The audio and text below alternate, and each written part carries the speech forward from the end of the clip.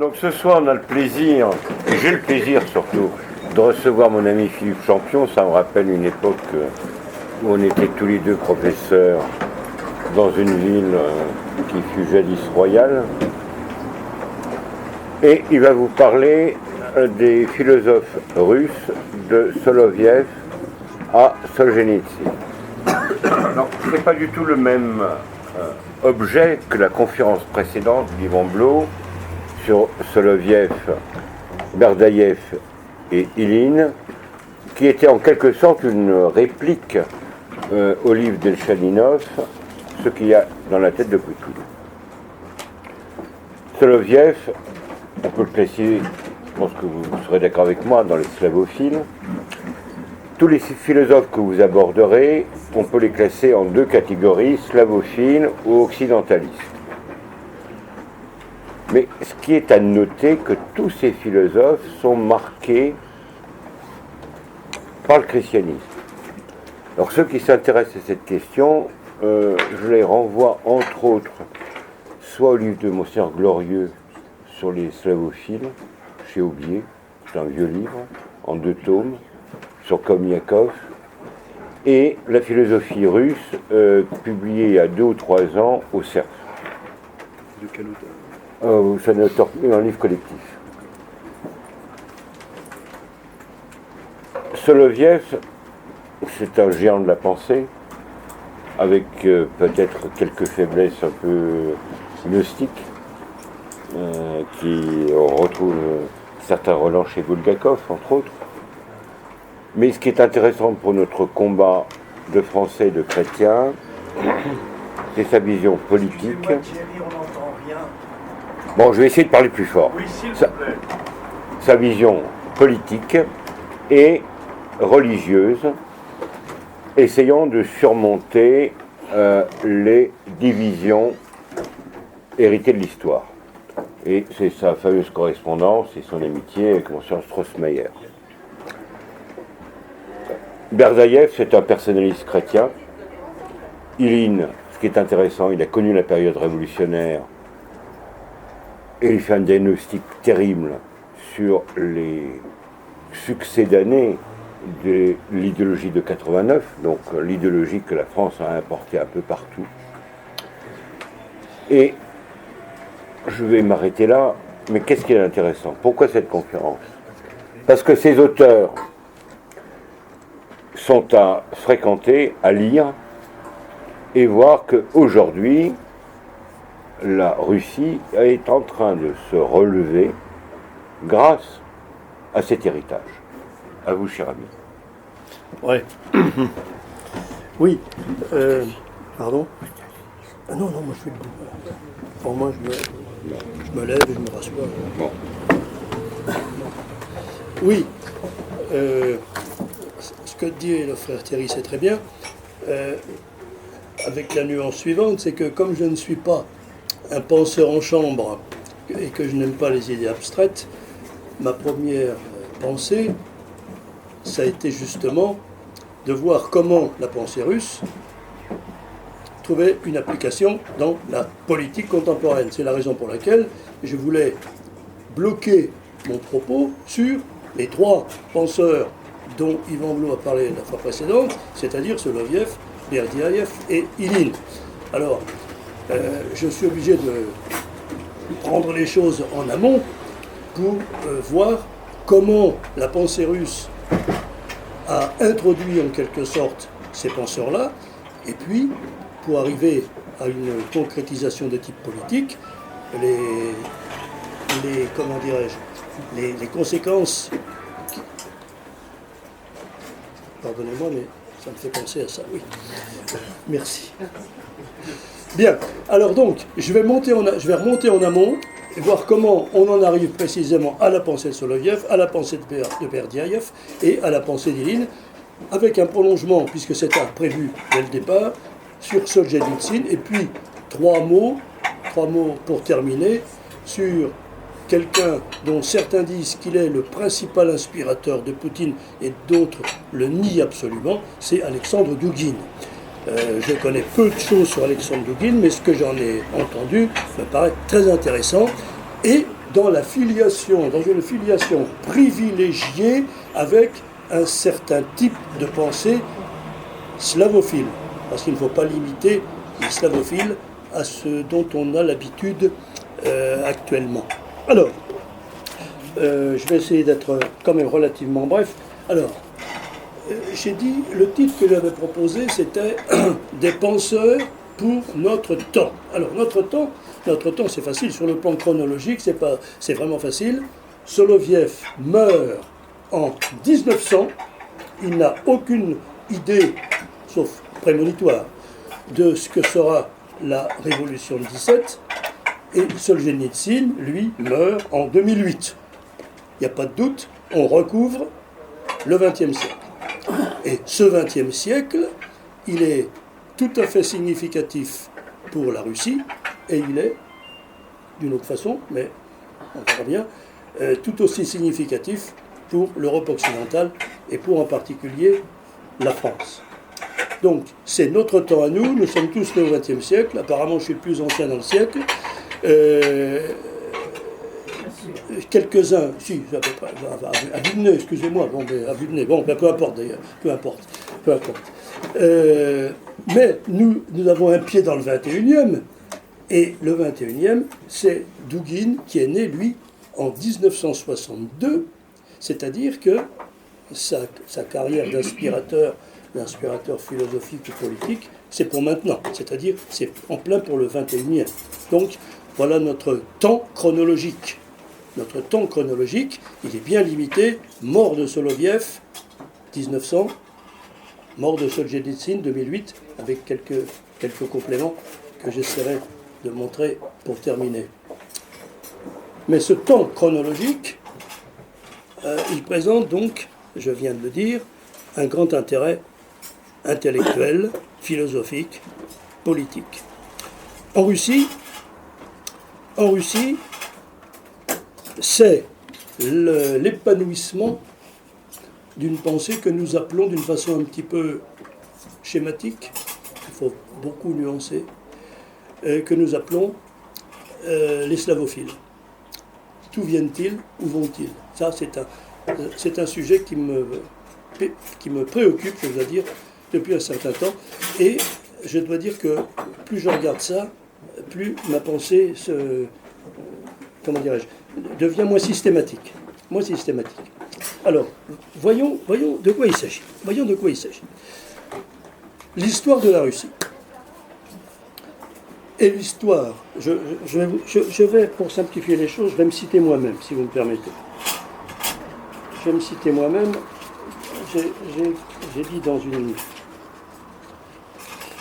une phrase de mon avant-propos d'un bouquin sur Pierre Legrand, qui va être bientôt publié, j'ai dit ceci. Alors, je me cite moi-même, si vous me permettez, c'est à la fois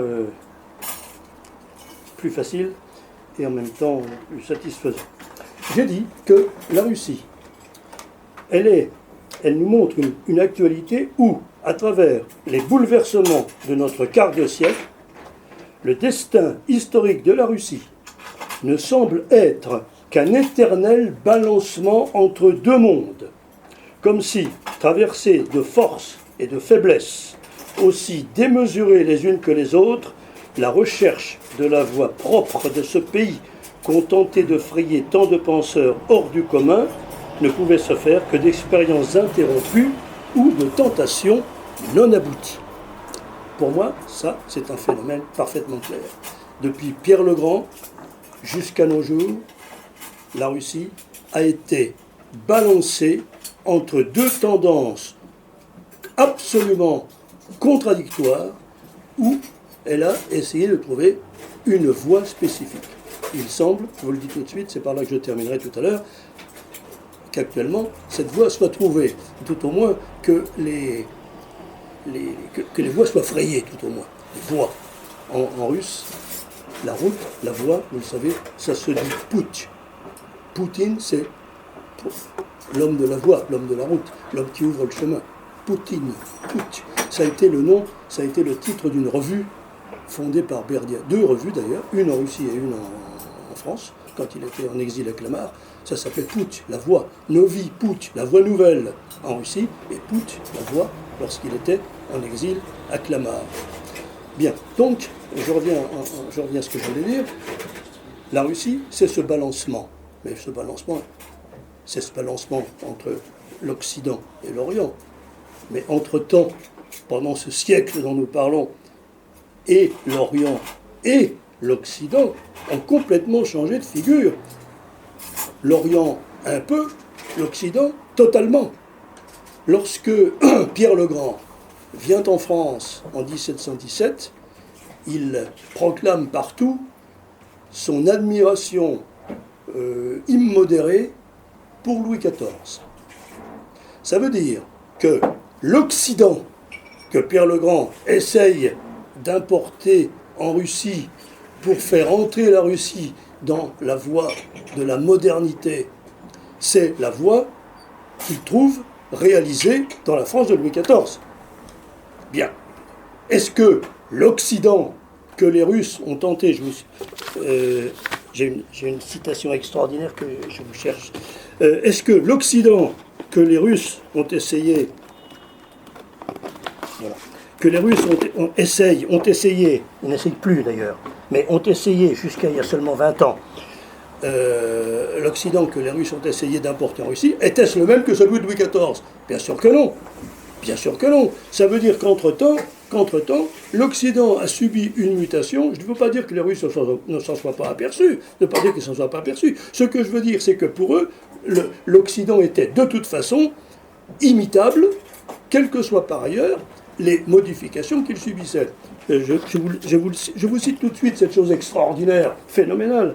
Ça vient du Courrier international. Ça date de avril 2000. Avril 2000. Inimaginable de lire des choses pareilles. La Russie doit, c'est le titre, je ne dis pas l'article, la Russie doit continuer à penser à travers les Français. Qui sont les Français en question? Derrida, Debord, voyez le genre. Quel rapport y a-t-il entre cet Occident-là et l'Occident que Pierre le Grand était venu chercher en 1717, c'est-à-dire Louis XIV à deux reprises a éludé la proposition de Pierre le Grand d'être reçu en France, à deux reprises. Bon, mais il vient en 1717. Louis XIV est mort, peu de temps avant, il est reçu par le gouvernement de la Régence. En tout cas, ce qui est sûr, c'est que l'Occident qu'il veut, c'est l'Occident qu'il connaît à travers l'œuvre de Louis XIV, et tel que toute l'Europe, à l'époque, l'a imité. Alors, le balancement, c'est celui-là. Pierre le Grand veut faire passer toutes les valeurs occidentales à la Russie, parce qu'il imagine que si ces valeurs occidentales ne passent pas à la Russie sera toujours un pays arriéré, incapable d'exprimer sa personnalité, etc. Bon. Et ça dure jusqu'à Catherine II. Mais entre-temps, qu'est-ce qui s'est passé? Entre-temps, il y a eu la philosophie des Lumières. Ça veut dire que Catherine II elle-même, lorsqu'elle poursuit l'ouverture vers l'Occident, tel que son septième prédécesseur l'a lancé, elle a été déjà, avec nuance quand même, faut pas exagérer. Enfin, quand même, il n'y a pas de doute. Elle a reçu Diderot, bon, il n'y a pas de problème. Bon, je dis avec nuance, mais je dis quand même ce que je dis. Comment dirais-je, l'imitation de l'Occident, telle que Catherine II la promeut à partir de 1762, puisqu'elle devient impératrice plein pot, si je peux dire, à partir de 1762, c'est déjà plus tout à fait le même Occident que l'Occident de Pierre le Grand. Et puis après, cet occidentalisme qui prend naissance avec Louis XIV, qui se poursuit avec la philosophie des Lumières, bon, entre-temps, il se passe en Russie quelque chose que je vais dire tout à l'heure. Mais la pensée occidentaliste, elle se poursuit, et la pensée occidentaliste, qu'on le veuille ou non, elle est présente dans les réformes libérales que commence Nicolas II en 1905. Et quel rapport y a-t-il entre cette pensée libérale que Nicolas II essaye tant bien que mal, et d'ailleurs en résistant un peu, mais enfin il se laisse entraîner, j'ai pas le temps de raconter ça, mais cette pensée libérale qui fait qu'il convoque une Douma et puis il n'y arrive pas à s'entendre, il la révoque, bon, etc. Bon, c'est une pensée occidentaliste. Très bien. Quel rapport? Aucun, bien sûr. Et cette incompréhension, elle se poursuit. Car qu'on le veuille ou non, le marxisme est une pensée occidentale. Il est purement allemand. Alors, quelques observateurs, j'en ai lu, et je ne comprends pas qu'il y ait une erreur pareille. Quelques observateurs des années 1920, mettons, 22, quelque chose comme ça, interprétaient la prise du pouvoir par Lénine comme une espèce de retour du nationalisme russe. C'est faux. C'est complètement faux. C'est peut-être un peu vrai pour Staline, je n'ai pas le temps de parler de ça non plus, mais c'est un sujet très intéressant. En tout cas, c'est complètement faux pour Lénine. Ça veut dire que Lénine, même s'il ne le sait pas, même s'il ne le veut pas, même s'il ne le croit pas, peu importe, ça n'a pas d'importance, la philosophie qu'il essaye d'instiller dans la vie politique et sociale russe est une pensée d'origine occidentale. Liquidée. 1991, 92, liquidée. Et qu'est-ce qui succède? Ce qui succède, c'est l'inverse du marxisme, mais toujours dans la même perspective, celle que Yvan Blot explique très bien dans son bouquin, qu'il résume par un terme qu'il emprunte à Heidegger, c'est le Gestell, c'est-à-dire l'homme utilitaire, et que ce soit l'homme utilitaire selon la philosophie marxiste, ou que ce soit l'homme utilitaire selon la philosophie capitaliste, si je peux appeler ça une philosophie d'ailleurs, quelle est la différence? Du point de vue dont je parle là, il n'y a pas de différence. Nous sommes à l'intérieur de ce mouvement de la pensée occidentale dans lequel la Russie, jusqu'à il y a quelques années seulement, imaginait que résidait son salut, sa puissance, son avenir, etc. Pierre le Grand le croyait fermement, Catherine le croyait fermement, Yeltsin le croyait fermement. Il s'en est excusé. J'ai une petite faiblesse pour Yeltsin, je dois dire, parce que c'était vraiment pas facile de sortir de là où était la Russie.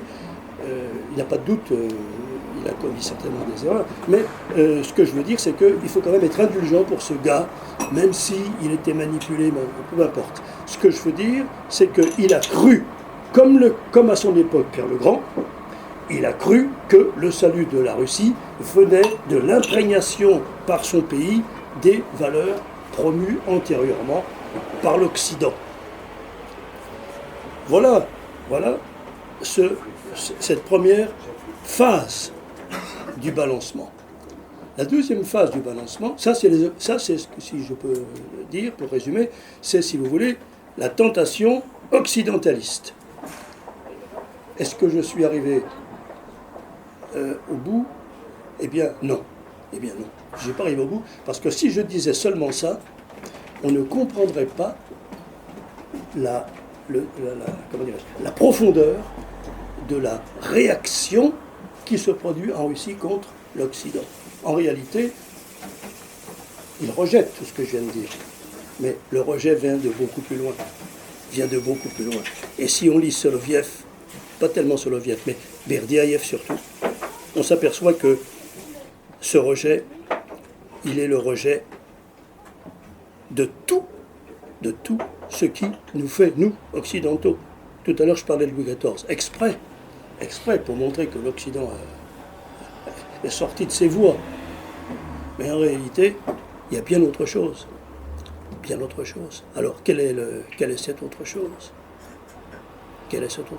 Eh bien, cette autre chose, c'est que il y a une incompatibilité totale entre le mode de pensée des Russes et le mode de pensée de l'Europe occidentale.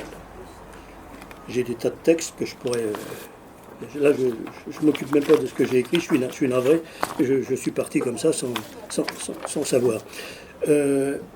Une incompatibilité, eh bien cette incompatibilité, elle est formulée d'une façon explicite par certains penseurs russes, à savoir notre philosophie que Berdiaïev appelle, ça c'est extraordinaire, une philosophie ontologiste. Nous sommes à la fois des rationalistes, pour eux, nous sommes à la fois des rationalistes et des ontologistes. Les rationalistes, ça veut dire que pour nous, la philosophie est avant tout, et c'est vrai, une philosophie discursive. Nous faisons entrer le raisonnement dans un processus d'expression rationnelle, logique, parce que nous voulons convaincre la raison. C'est tout notre héritage grec. C'est tout notre héritage grec. C'est la filiation d'Aristote. C'est la filiation des scolastiques, et en particulier de saint Thomas d'Aquin. Et cela est totalement incompatible avec le mode de pensée russe. J'en dirai un petit mot tout à l'heure, si ça vous intéresse. C'est totalement incompatible. Le russe ne s'exprime pas, la pensée russe, je ne veux pas dire le russe, la pensée russe ne s'exprime pas par le discours, elle s'exprime d'une façon beaucoup plus mystique. Comment voulez-vous, je vais vous donner des exemples tout à l'heure, comment voulez-vous que des gens qui sont imprégnés de la spiritualité orthodoxe, avec son aspect franchement mystique, comment voulez-vous que ces gens-là puissent, d'une façon quelconque, être sensibles à la force de conviction d'un raisonnement rationnel de type thomiste? C'est totalement impossible. C'est totalement impossible. Et tout à l'heure, nous dirons un petit mot de Berdiaïev. Berdiaïev est complètement perdu dans cette forme de pensée. Quand il est venu en France et qu'il est entré en relation avec les milieux intellectuels français, comment a-t-il pu s'intégrer à la pensée française? C'est qu'il était proche des Maritaniens, c'est-à-dire le personnalisme. Il ne pouvait pas faire autrement. Bon, je reviendrai tout à l'heure là-dessus si vous voulez. Mais ce que je voulais vous faire remarquer pour ce début, c'est l'incompatibilité qui existe entre le type de raisonnement de l'Occident et le type de raisonnement de l'Orient. Je dis l'Orient, mais il s'agit du christianisme oriental, naturellement. Du christianisme occidental, issu des Grecs, c'est-à-dire la sagesse grecque et la rigueur latine. Pas de problème. Comment voulez-vous que la pensée russe puisse adhérer, de quelque façon que ce soit, à ce type de structure mentale? Impossible. Impossible. Alors, lorsque nous parlons des slavophiles, évidemment, c'est facile d'imaginer que les slavophiles étaient tout simplement hostiles à l'influence de l'Occident sur la Russie. C'est vrai.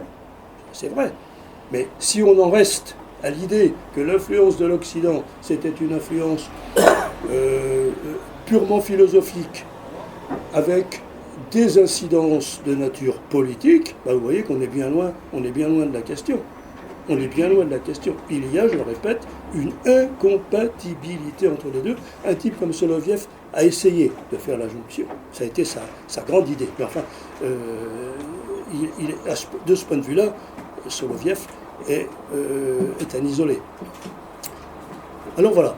Donc, il me semble que cet élément, me paraît-il, est le plus important de tous. Le plus important de tous. Si on regarde les premiers les premiers représentants de la pensée slavophile, on voit apparaître, après ça se dilue, parce que la politique a ses lois, après ça se dilue, mais on voit apparaître cette notion de l'incompatibilité dont je vous parle. Alors, je vais faire beaucoup de déplaisir à mon voisin de gauche, mais je veux dire que cette opposition entre les occidentalistes et les slavophiles, elle existe matériellement, elle est personnifiée matériellement à Saint-Pétersbourg. C'est ce que j'appelle la dialectique des chevaux. La dialectique des chevaux. Vous avez le cheval de Pierre le Grand et le cheval d'Alexandre III. Parce qu'à partir de Nicolas Ier, la Russie réfléchit sur sa vocation, sur son destin. Elle se dit non. Nicolas Ier se dit non, certainement pas. Nous ne sommes pas faits pour cet Occident-là. Il ne pense pas à tout ce que je viens de dire. Il voit, lui, simplement une contamination idéologique.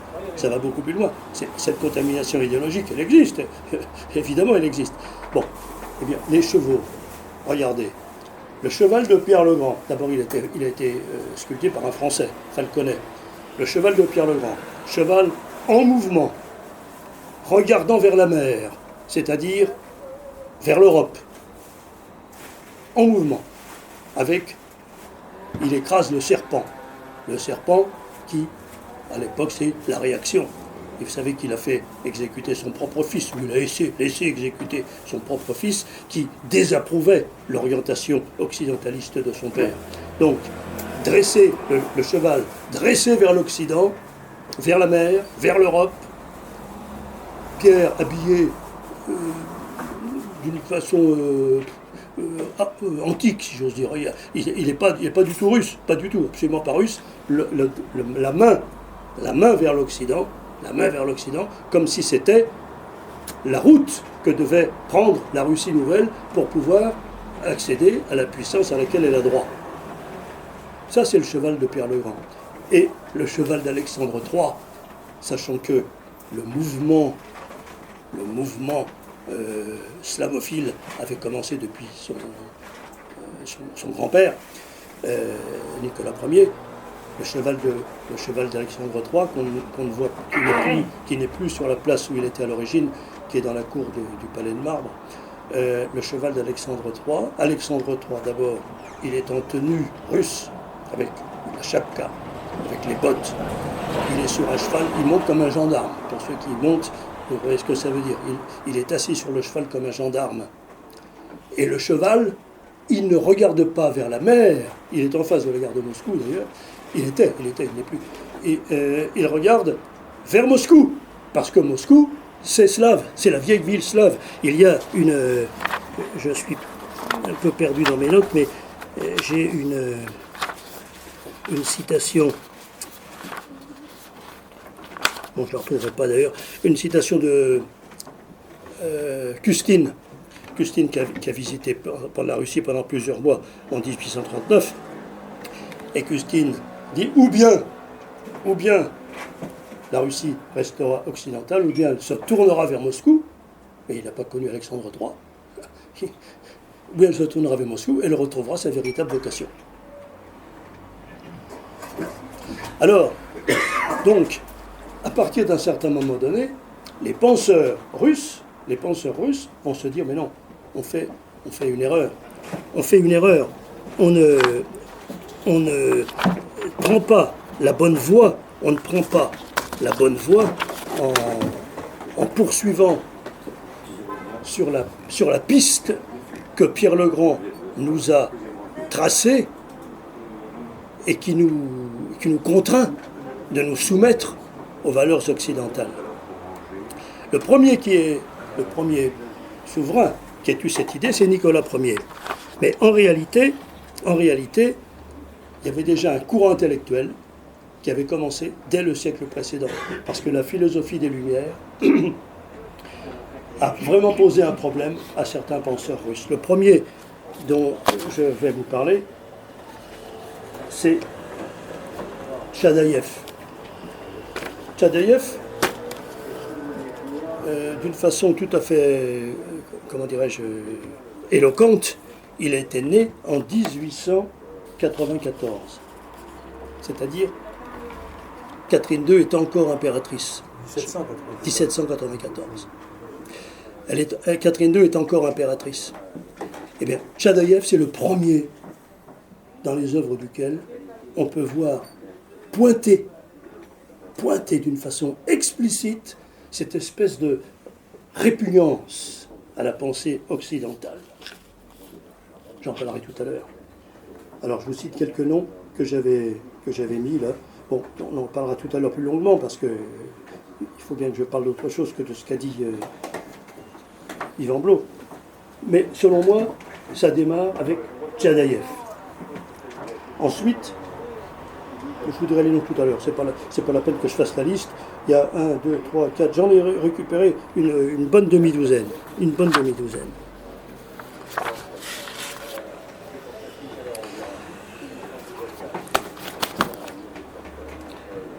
Alors, ce Tchadaïev, donc je saute une présentation générale, ce Tchadaïev, il énonce une idée que nous allons retrouver dans le penseur le plus récent, un petit peu Solzhenitsyn, mais dans le penseur le plus récent, c'est-à-dire Alexandre Douguine. Il est le premier qui explicite que la Russie est vraiment un monde à part. Si la Russie se borne à imiter l'Occident, certes, elle pourrait être puissante et tout ce que vous voulez, certes, elle pourrait entrer dans le concert des nations européennes, possible. Mais en réalité, est-ce que, pour autant, elle continuerait à être la Russie? Justement, toute la question est là. Est-ce que la Russie dont a rêvé Pierre le Grand, la Russie qui a essayé de mettre en œuvre Catherine II, est-ce que c'était une Russie russe? Tchadaïev est le premier qui exprime l'idée que peut-être c'est pas tout à fait ça la voie de la Russie. Pas tout à fait. Il dit que Pierre le Grand, il dit textuellement que Pierre le Grand a entraîné la Russie sur une fausse route. Et qu'il faut que la Russie se reprenne elle-même pour qu'elle découvre, qu'elle redécouvre sa propre voie. Redécouvre sa propre voie, ça se trouve dans Tchadaïev. Mais c'est une idée qui a été beaucoup plus récemment reprise finalement par Solzhenitsyn. J'aurais peut-être pas le temps de parler de ça. Mais ces gens-là sont à la recherche d'une Russie qui est antérieure à un ensemble de courants venus de l'Occident, mais pas seulement de l'Occident, parce que Catherine II, elle est peut-être respectueuse et admiratrice peut-être des philosophes des Lumières, c'est tout à fait possible. En réalité, sa politique a été une politique qui a contredit la tradition sociale de la Russie. Je ne dis pas qu'elle a établi le servage, je dis qu'elle a institutionnalisé le servage. Or, si vous lisez les derniers textes de Solzhenitsyn, il faut que l'on en revienne aux communautés rurales d'avant, du Moyen-Âge. Le servage que nous imaginons en France aujourd'hui être propre à la Russie, c'est faux. C'est faux. Ça a été vrai pendant un certain temps, mais ça ne correspond pas du tout à la structure patriarcale, communale, que connaissait la Russie au XIIIe, XIVe, XVe. Bon, oui, il y a eu des tas d'allées et venues. Je ne veux pas simplifier non plus à l'excès. Bon, mais enfin, en gros, c'est bien ça. Elle a institutionnalisé quelque chose qui, selon les slavophiles, n'était pas conforme à la tradition russe. Bon, alors, donc, pour Tchadaïev, dont je fais partir mon propos, pour Tchadaïev, il faut s'arracher, il faut que la Russie s'arrache à la voie dans laquelle elle a cru bon de se mettre à partir de Pierre le Grand, sachant que, n'oubliez jamais ce que j'ai dit tout à l'heure, Pierre le Grand il résonne à partir de Louis XIV, et non pas à partir de Diderot, comme Catherine. Hein, c'est tout à fait ni comme Nicolas II, qui résonne à partir du parlementarisme anglais. On est dans une toute autre perspective. Hein. Bon. Donc, pour Tchadaïev, c'est très clair, il est mort en 1856. 1856, c'est le moment de la guerre de Crimée. Soloviev vient de naître. Soloviev, si je me souviens bien, il est né en 54. Bon, donc, Tchadaïev, c'est le point de départ d'une réflexion à partir de laquelle la Russie peut commencer à essayer de retrouver des voies qu'elle estime mettre les siennes propres contre ce qui lui est venu de l'Occident. Bon, est-ce clair? Oui, j'espère. Alors, l'héritier intellectuel de Tchadaïev, c'est Khomyakov. Il est mort en 60, c'est à peu près en 1860, c'est à peu près la même génération. Lui aussi.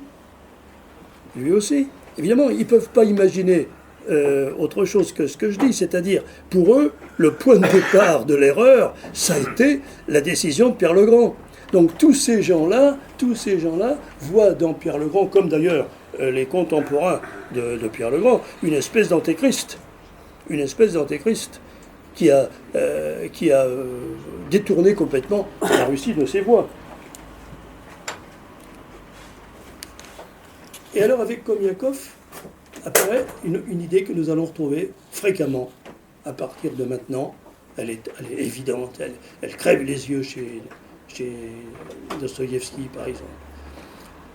Non seulement la Russie a sa voie propre, non seulement elle ne peut s'accomplir que dans sa voie propre, mais aussi, ça c'est tout à fait nouveau, c'est que c'est elle qui doit être le modèle de l'Occident. Si l'Occident veut se sauver, eh bien, il faut qu'il imite la Russie. Bon, alors, si vous vous rappelez ce que je vous ai dit tout à l'heure sur le rejet que font ces penseurs russes du type de pensée occidentale, c'est-à-dire la philosophie discursive, rationnelle, telle que nous en avons, nous, un bon exemple dans saint Thomas d'Aquin, il faut imaginer que eux, s'ils rejettent l'influence de l'Occident, c'est aussi parce que il y a quelque chose qui les indispose dans cette volonté de rationaliser. La Russie doit servir de modèle. Ça veut dire, et la chose va s'affirmer de plus en plus à mesure que le siècle va s'écouler, c'est que, au fond, qu'est-ce qui est le plus important dans la tradition russe? Eh bien, c'est la religion orthodoxe. C'est la religion orthodoxe. Alors, vous voyez la limite. De nos jours, il y a une tendance très russophile. Moi-même, je suis fort russophile, mais très difficile de mettre en cause. Très difficile de mettre en cause une tradition philosophique, une méthode de pensée, une manière de voir le monde. C'est pratiquement, pour moi, c'est pratiquement impossible. Il y a un seul penseur français, je le dis entre parenthèses, ça me vient comme ça, il y a un seul penseur français, c'est pas une question d'orthodoxie, c'est une question de spirituel qui informe le temporel. Il y a un seul penseur français de l'époque contemporaine qui se place dans cette perspective, selon moi, c'est Simone Weil. Simone Weil, c'est la seule qui pose vraiment des problèmes, qui pose des questions d'une façon que des orthodoxes peuvent comprendre. Je ne dis pas qu'ils peuvent les aider à trouver des solutions. Je dis au moins une problématique qui peut faire la jonction entre les deux. Et donc c'est chez ce Khomyakov qu'on trouve la première fois, à ma connaissance, hein, je ne parle que de ce que j'ai lu, il y a certainement des gens qui connaissent les choses beaucoup mieux que moi ici, la première idée d'un véritable messianisme, qui appartient en propre à la Russie.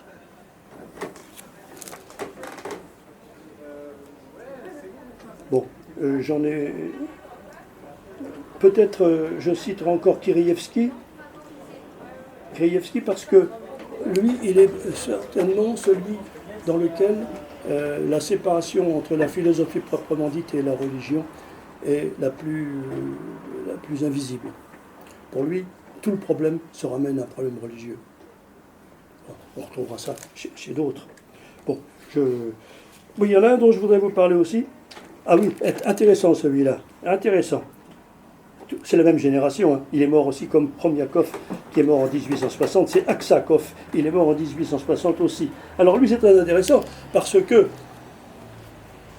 pour lui, ça c'est très intéressant, c'est que l'une des voies par lesquelles la Russie retrouvera sa vocation naturelle, c'est simple, c'est l'abolition du servage.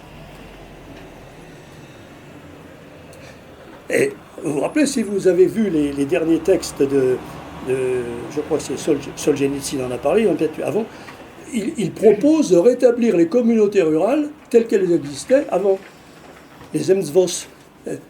C'est-à-dire cette espèce de liberté communale qui structurait véritablement le monde paysan russe. Eh bien, on trouve ça chez Aksakov. Et il voudrait, c'est bien avant que Nicolas II n'envisage la convocation d'une Douma qui n'avait rien à voir, puisque Nicolas II, lui, trouvait, comme je vous l'ai dit tout à l'heure, son modèle dans le parlementarisme anglais. Mais pour Aksakov, il faut revenir, ça s'appelait les Zemstvizabor, c'était les espèces d'états généraux des communautés rurales. Vous voyez, on est très loin. On est vraiment très très loin de l'influence occidentale telle qu'elle a existé depuis les philosophes des Lumières jusqu'à nos jours.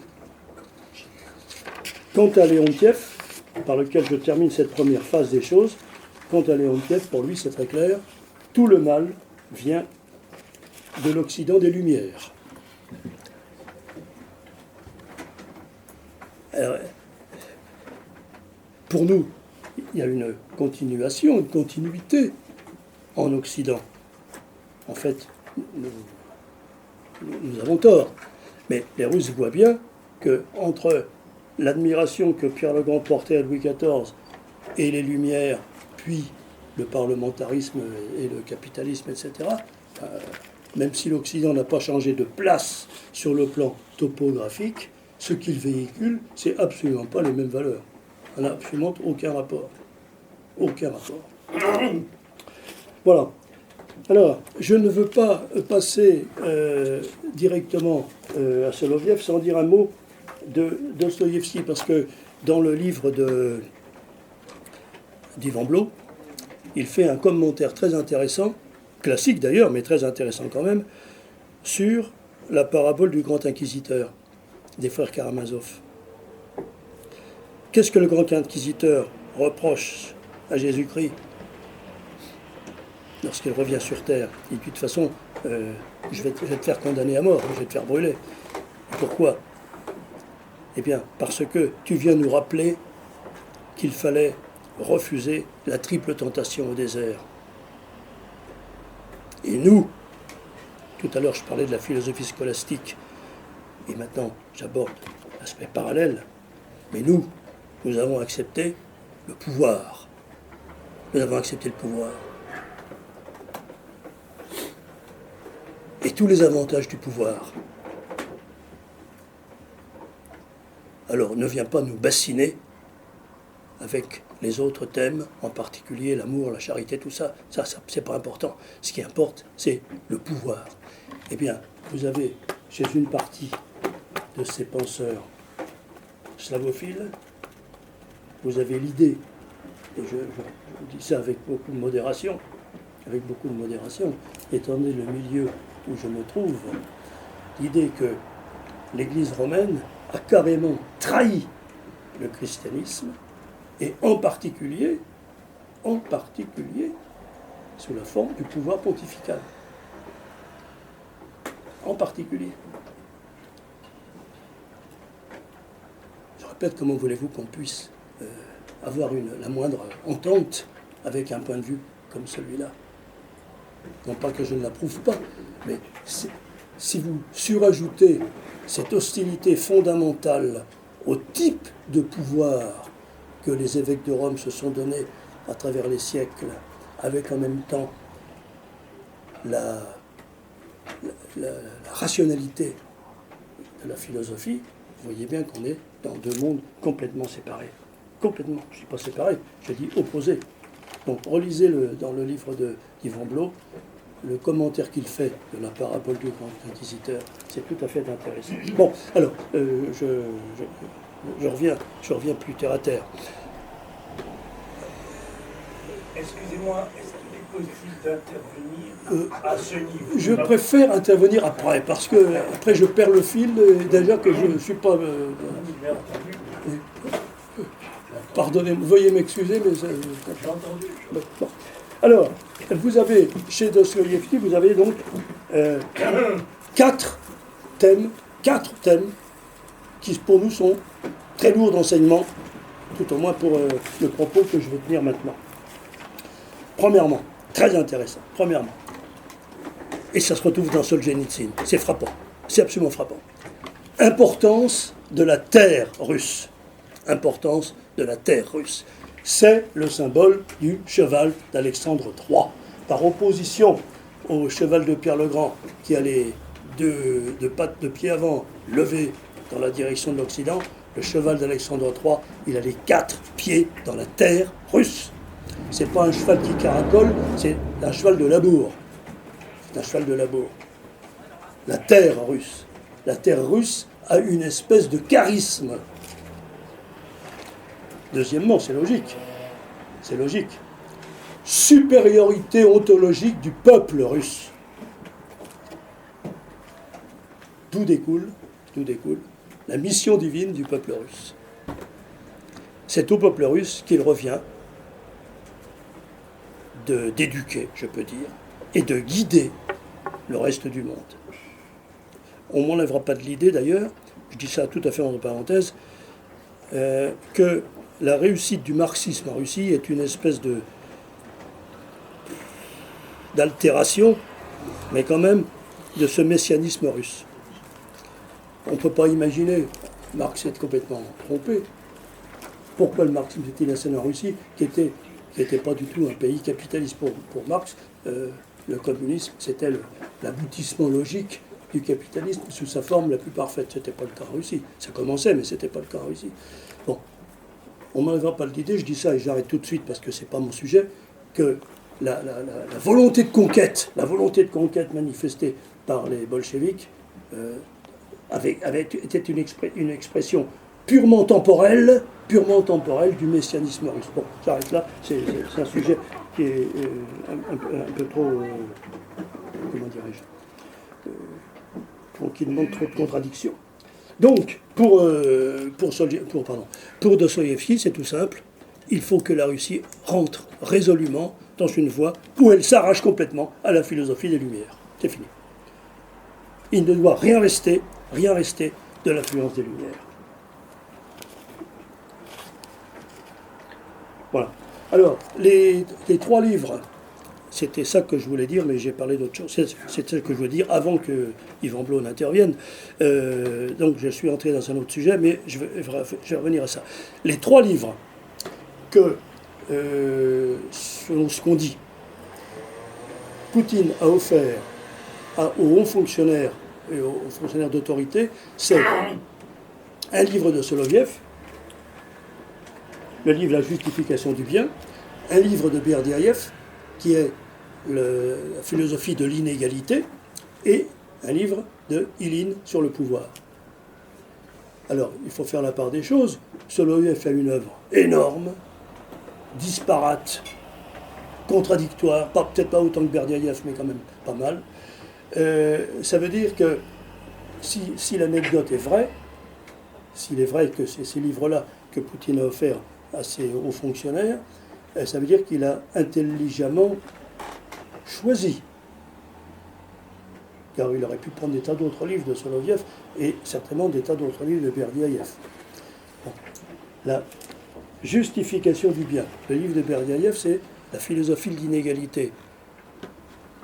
J'ai lu la philosophie de l'inégalité. Je comprends très bien que ça a été un livre à distribuer à des gens qui pouvaient s'être laissés influencer par les idéologies démocratiques modernes. Mais j'ai lu aussi de Berdiaïev son livre sur la liberté de l'homme.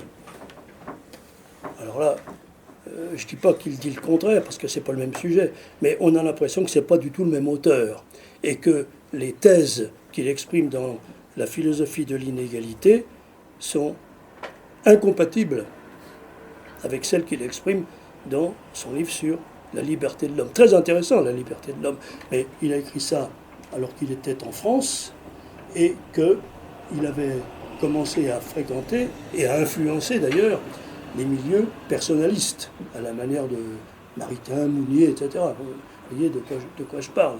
Bon, donc, si vraiment l'anecdote est vraie, Poutine a choisi, dans l'œuvre énorme, diffuse et contradictoire de Berdiaïev, quelque chose de spécifique qui entre dans un projet politique, c'était ça qui m'intéressait au départ, dans un projet politique très précis.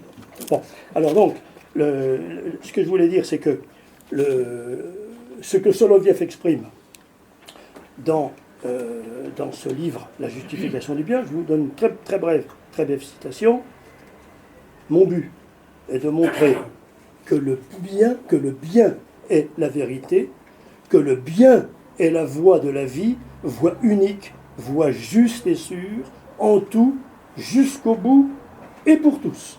C'est-à-dire que pour lui, comme pour d'autres qui viendront après, et que je vous dirai si j'ai le temps, la solution, c'est de revenir purement et simplement à une vie morale impeccable. Bon. J'ai des tas de trucs, mais... Oui, une chose intéressante dans Soloviev. Une chose intéressante. C'est que... Ah oui, bon, excusez-moi, je reviens en arrière. Peut-être que je ne l'ai pas dit suffisamment. Pardonnez-moi, je me promène. Parmi ces penseurs slavophiles, il y a une chose qui est commune, mais peut-être que vous l'avez compris d'après tout ce que j'ai dit. Peut-être que vous l'avez compris. Il y a une chose qui leur est commune, c'est l'importance de la religion. Importance fondamentale de la religion. C'est-à-dire qu'aucune solution temporelle ne peut exister sans qu'il y ait à la base un fondement de nature surnaturelle. Et pour Soloviev, ça a été tout à fait dramatique, car il n'appartenait pas à une famille orthodoxe pratiquante. Il est venu à l'orthodoxe, comme d'ailleurs Berdiaïev aussi. Il est venu à comment dirais-je, une familiarité avec l'orthodoxie, mais il n'a pas été satisfait par l'orthodoxie. Et dans cette perspective dont je vous parlais, il a imaginé qu'il pouvait y avoir une rencontre entre les deux églises, qui avaient chacune, qui étaient toutes les deux des parts de l'église de Jésus-Christ, et qui toutes les deux avaient une part de vérité. Et pour lui, il était clair qu'il fallait arriver à une entente. Et alors, il a, si je voulais faire une petite parenthèse, oui, ça ne m'est pas venu à l'esprit tout à l'heure, mais je le dis maintenant, c'est que cette idée d'un rapprochement avec l'Église romaine est récurrente en Russie.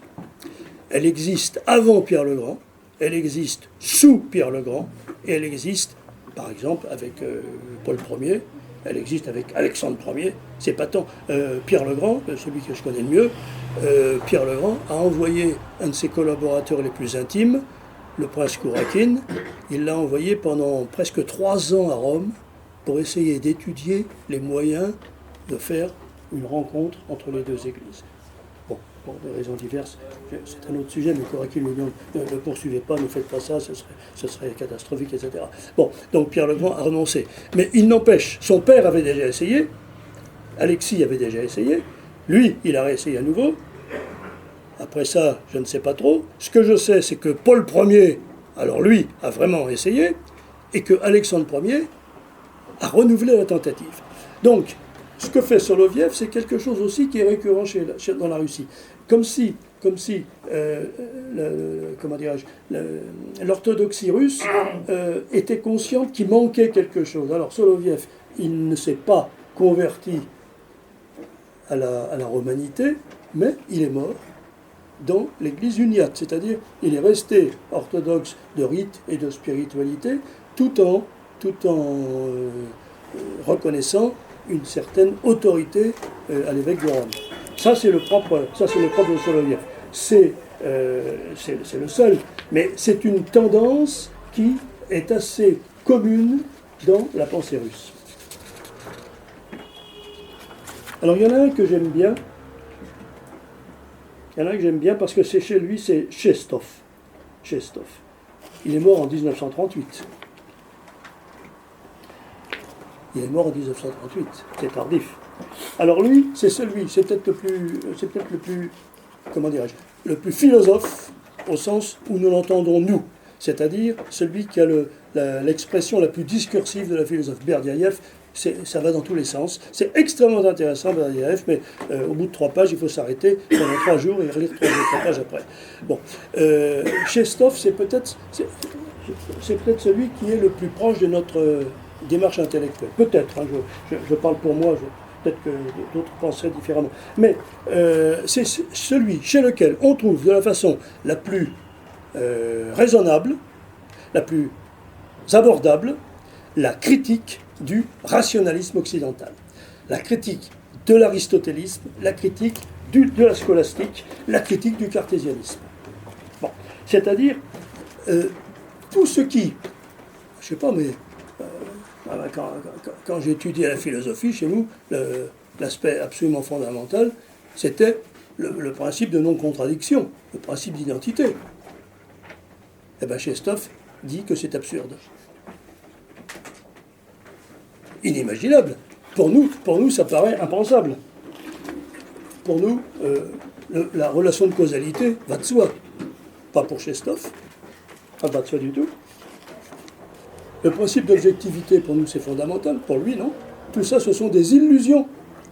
Ce sont des pièges que la raison tend au plus profond de l'homme, c'est-à-dire à ses aspirations surnaturelles. Ce sont des pièges. Et il va jusqu'à dire que si on en demeure à ces aspects des choses, on fait une sclérose de la pensée.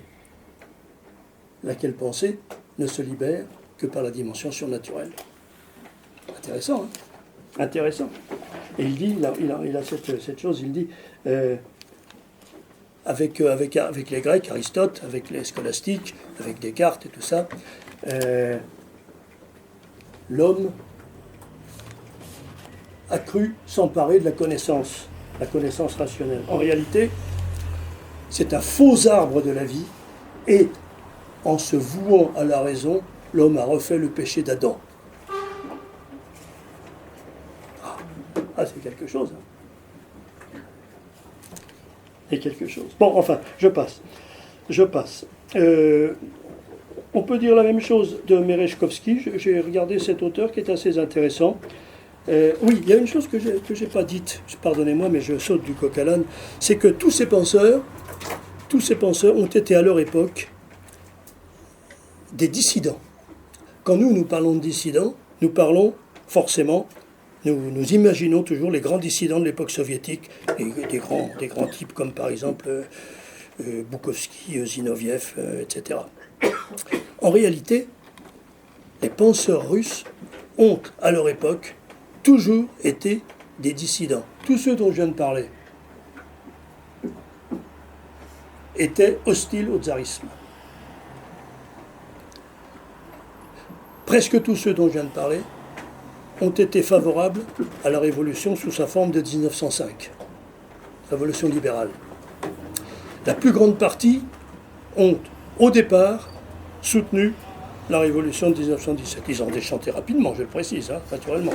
Mais c'est dire qu'ils ont été des dissidents. Rappelez-vous, Dostoïevski qui a fait du bagne, Soloviev qui a été en prison, et ainsi de suite. Tous ces gens-là ont été, à leur époque, Soloviev, en 1881, jeune professeur de philosophie, en 1881, 82, je ne me souviens plus, il a demandé à Alexandre III la grâce des assassins d'Alexandre II. Vous vous rendez compte l'effet que ça pouvait produire à l'époque? Ce sont des dissidents. C'est une pensée dissidente. Chez nous, en Europe, il n'y a pas de dissidents. Le plus dissident des dissidents, et c'est celui qui est le plus exemplaire parce qu'il a été dissident de façon contradictoire 2 fois de suite, c'est Solzhenitsyn, qui a été le grand dissident contre le marxisme-léninisme et qui a été presque encore plus dissident, mais je veux plutôt dire aussi dissident, autant dissident devant l'Occident. Il a autant critiqué le monde bolchevique qu'il a critiqué ensuite les supposées valeurs occidentales et se réfugiant après dans le retour à une Russie plus ancienne. Oui, alors je disais ça à propos de Merezhkovski, qui est mort en 1941, mais il a écrit, je ne sais plus si c'est une pièce de théâtre ou je ne me rappelle plus exactement ce que c'était, ma mémoire me trahit, mais il a exprimé son soutien à la pensée des décembristes de 1825. Alors vous voyez, pour quelqu'un qui était né à l'époque, juste après la guerre de Crimée, ce que ça pouvait donner, à l'époque d'Alexandre II, que ça pouvait donner de soutenir la pensée des décembristes de 1825. Donc on ne sait pas à quelle heure il est ou quoi.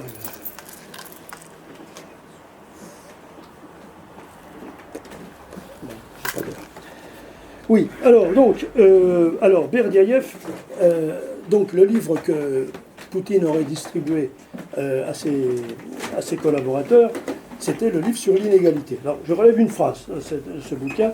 Alors oui, intéressant, c'est un bouquin qui date de 1913. Le livre sur la liberté, il date de la fin de sa vie, c'est dans les années 38, quelque chose comme ça, je ne me souviens plus très bien. Écoutez ceci. La passion égalitaire provoque toujours un abaissement du niveau de la personne humaine. La démocratie, idéologie des quantités, ne peut manquer de conduire au règne des pires et non des meilleurs. La qualité, elle, est fonction d'un ordre de l'inégalité. Voilà. Alors après ça, évidemment, Berdiaïev a connu une évolution spirituelle qui ne manque pas d'intérêt, mais qui m'est assez difficile à comprendre. Comme je vous le disais tout à l'heure, il est tombé dans le personnalisme chrétien avec cette querelle qui nous est, nous, assez familière d'ailleurs, la querelle entre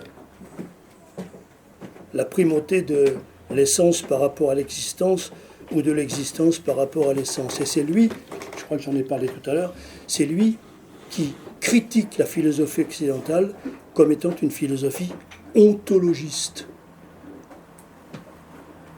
Parce que nous accordons trop d'importance à l'essence.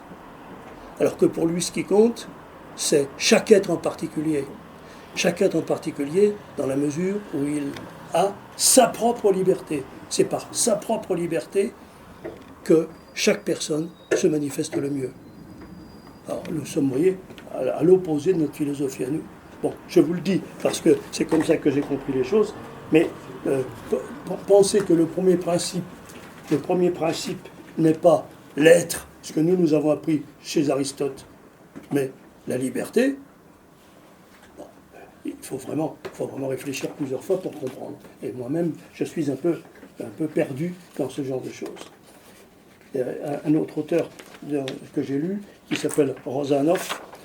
Je ne comprends pas. Rozanov c'est vraiment le meilleur exemple d'une philosophie non discursive.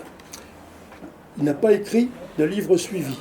Tout ce que j'ai lu de Rozanov, c'est des pensées discontinues. Des pensées discontinues qui lui viennent comme ça dans les circonstances. Alors il met, mettons, dans l'autobus, ou en faisant de la numismatique, ou chez Katia, une pensée comme ça. Eh bien, l'une de ces pensées, c'est de dire « je ne comprends pas ». Je ne comprends pas comment on peut poser la liberté sans poser un objet à la liberté.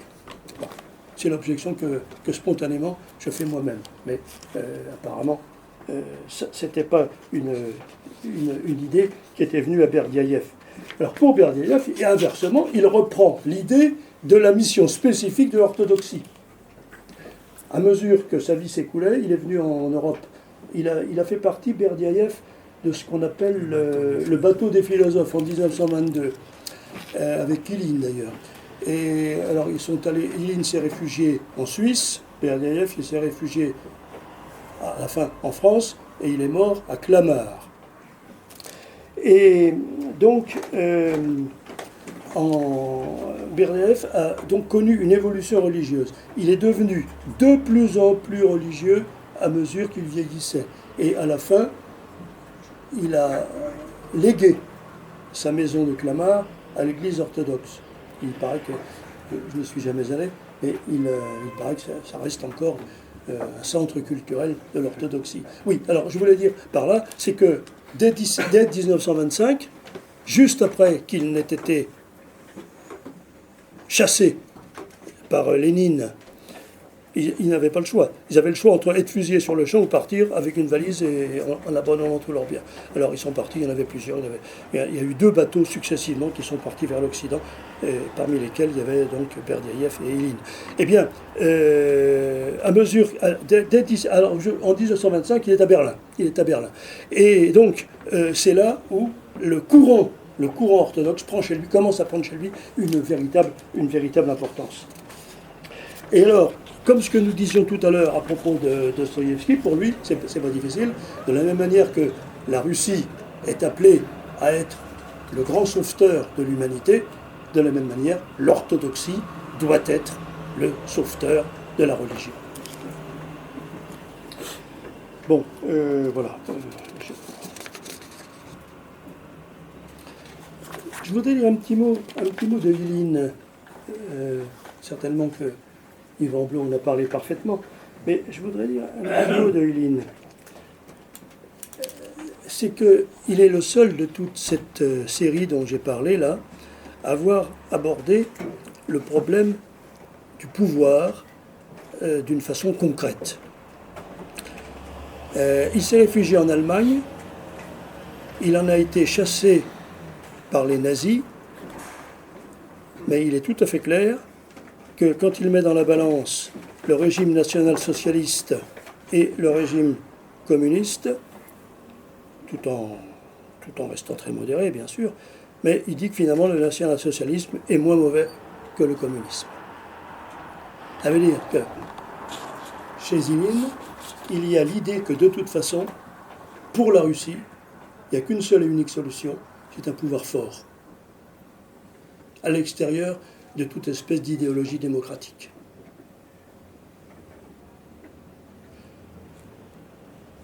Si ça éclaire, si ça peut vous éclairer sur ce qui est pratiqué par Poutine, je vous le livre tel quel. Je vous le livre tel quel.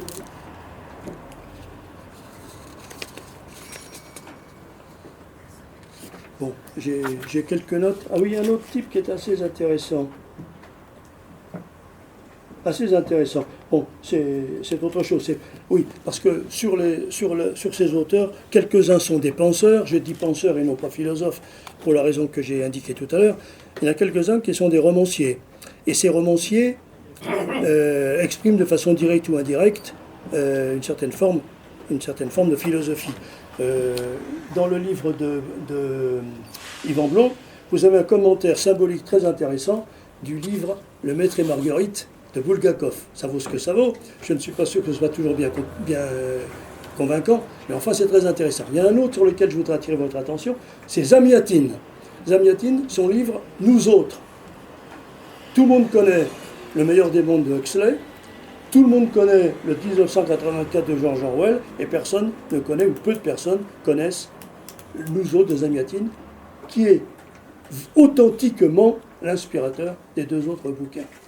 Il met exactement en scène la même situation, un pouvoir totalitaire, avec quelqu'un qui progressivement prend conscience de l'espèce de pression dont il est l'objet et qui s'en tire uniquement par l'amour. C'est exactement le même thème, par exemple, que 1984. Ça s'appelle « Nous autres » de Zamiatin. Nous autres. Voilà. Bon, je parle.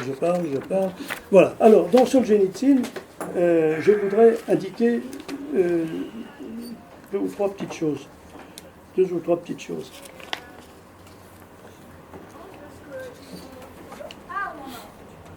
Au début de... Pardonnez-moi, je vais faire une lecture. Au début de l'archipel du Goulag, parce que dans son discours de Harvard, la première chose que Solzhenitsyn dénonce, c'est, vous vous en souvenez, le déclin du courage. Et au début de l'archipel du Goulag, il dit ceci. Excusez-moi, c'est un petit peu long, mais ça mérite d'être lu. Et si chaque agent, à chaque fois qu'il partait la nuit pour procéder à une arrestation, n'avait pas été sûr de revenir vivant, s'il avait dû faire ses adieux à sa famille, si, aux époques d'embarquement massif, par exemple, à l'époque où à Leningrad, on mettait en prison le quart de la ville, si les gens, au lieu de rester terrés dans leurs trous, transit peur, à chaque fois qu'un coup était frappé à la porte de l'immeuble, s'ils avaient compris qu'ils n'avaient plus rien à perdre, s'ils s'étaient embusqués à plusieurs dans le vestibule, armés de haches, de marteaux, de tisonniers, des premiers objets venus, car on savait fort bien à l'avance que ces oiseaux de nuit à casquette n'étaient pas armés de bonnes intentions. On ne risquait donc pas de se tromper en leur cognant dessus, ces espèces d'assassins. Ou bien encore, leur panier à salade, resté dans la rue, avec le chauffeur tout seul. Il n'y avait qu'à l'emmener au loin, ou bien lui crever les pneus. Les organes se seraient vite trouvés à court de personnel et de moyens de transport. Et en dépit de toute la soif de Staline, la maudite machine se serait arrêtée. Et si, ce qui nous a fait défaut, c'est l'amour de la liberté. Eh bien, quand il est en exil aux États-Unis, et qu'il fait un reproche fondamental à la société capitaliste occidentale, est à peu près la même chose, cette espèce de passivité. Évidemment, dans nos sociétés à nous, ça ne se traduit pas de la même façon. C'est pas des gens, pas encore, c'est pas des gens qui viennent vous enlever de chez vous en pleine nuit. C'est une pression beaucoup plus molle, soft, comme on dirait. En réalité, l'enseignement de Solzhenitsyn est exactement le même. Ce qui nous a fait défaut, c'est l'amour de la liberté. C'est exactement la même chose. Et quand il fait son discours de Harvard, ce qu'il dénonce, c'est essentiellement cette passivité devant les choses. Bon, est-ce que je m'arrête? Oui. Ah non, j'avais dit que je dirais un mot de Dugin. J'avais dit un petit mot de Dugin. Ah oui, alors Dugin, c'est très intéressant. À vrai dire, il est le point d'aboutissement de tout ça. Parce que ce que certains des slavophiles du début imaginaient, Dugin le dit carrément. À savoir que, et sur le plan géopolitique, ça correspond à une profonde réalité. Il y a l'Occident, il y a l'Orient, et la Russie est un troisième continent. Un troisième continent qui fait la rencontre entre les deux. Ça veut dire qu'avec Douguin, on dépasse le slavophilisme, on dépasse le nationalisme, on attribue clairement à la Russie le rôle de faire la convergence, de réaliser la convergence de toutes ces forces-là pour créer un monde nouveau. Voilà. Contre le mercantilisme anglo-saxon, qui entraîne l'homme vers le chaos, eh bien, il reprend à Soloviev une vision eschatologique de l'histoire, où la Russie exerce le premier rôle. Alors, j'emprunte, si vous me permettez, ma conclusion, j'emprunte purement et simplement, c'est une des phrases du livre de Yvan Blot, que je fais mienne, si vous me permettez. Qui gagnera? Le matérialisme utilitaire du Gestell, où l'homme est réduit à l'état de matière première sous le voile de l'idéologie des droits de l'homme, ou bien le retour aux valeurs de l'Occident humaniste et chrétien prôné dans la nouvelle Sainte-Russie. Voilà, je m'arrête là, si vous me permettez.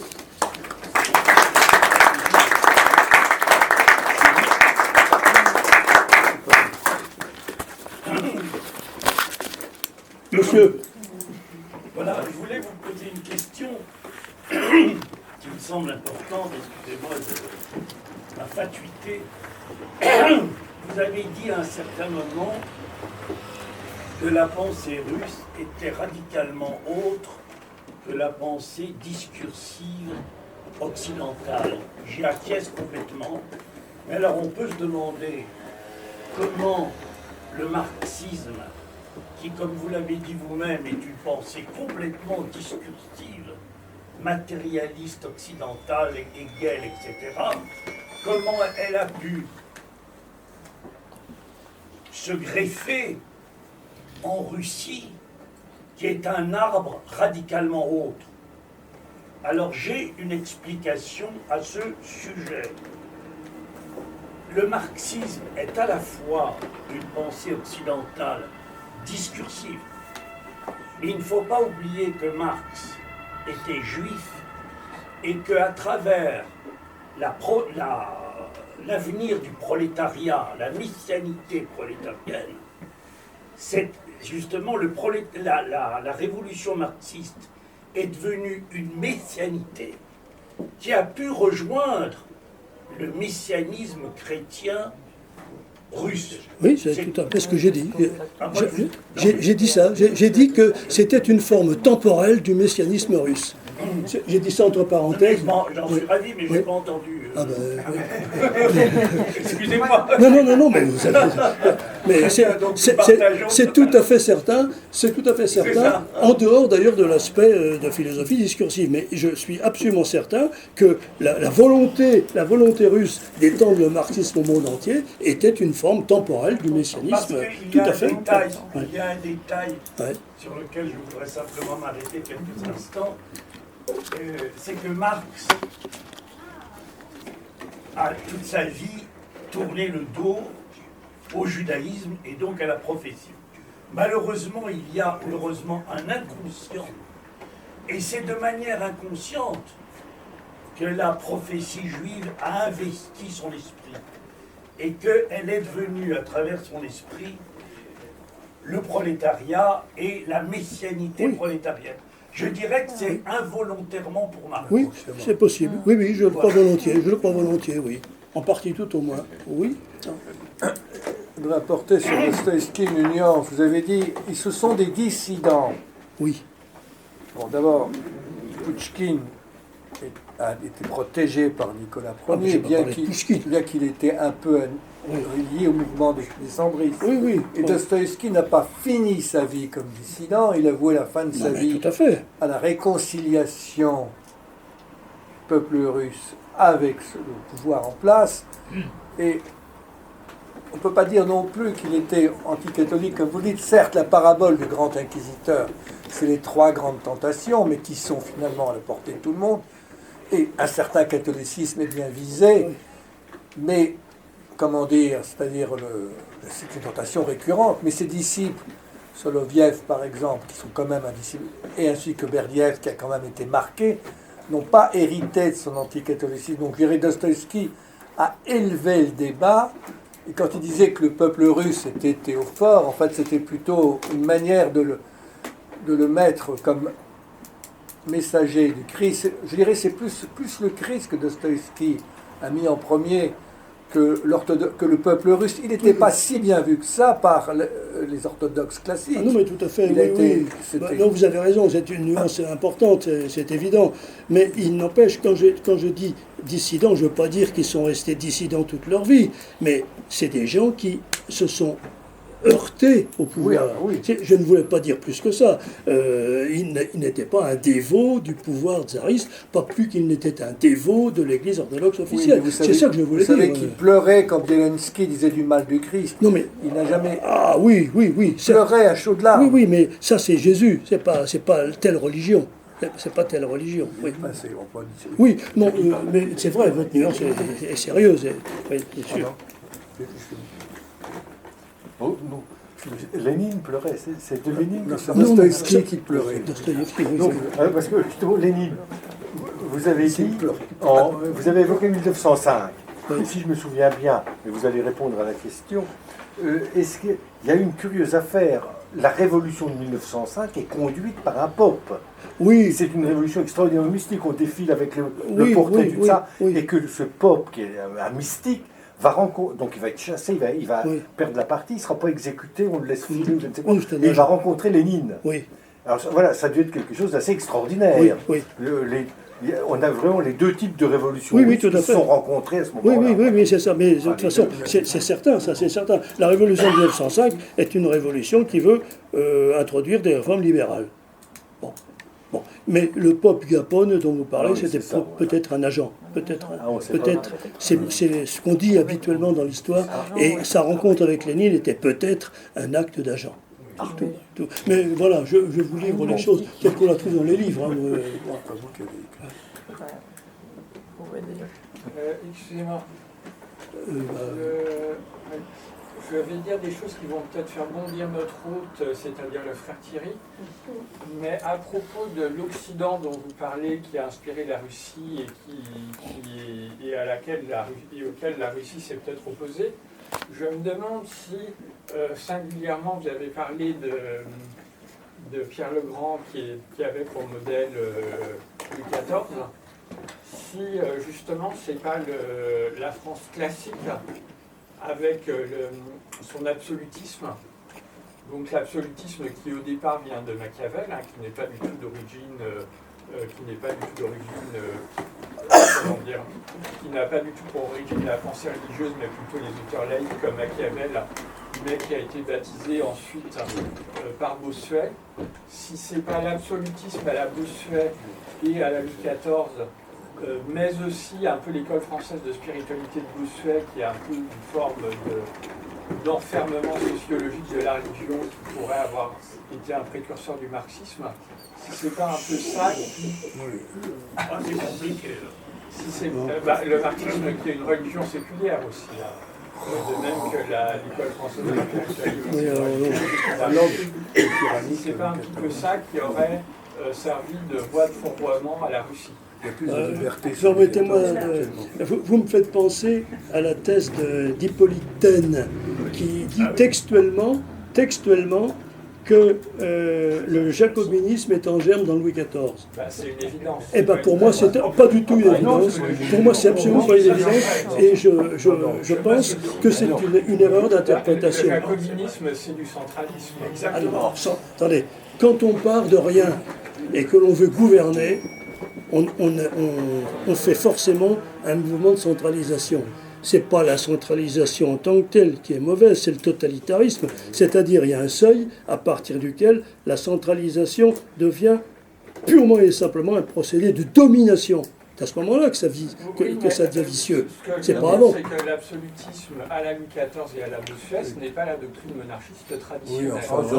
C'est discutable. C'est une doctrine qui au départ est plutôt anti-chrétienne, qui est celle de Machiavel, à laquelle se sont opposés tous les théologiens. Pardonnez-moi, mais je ne vous suis pas sur cette...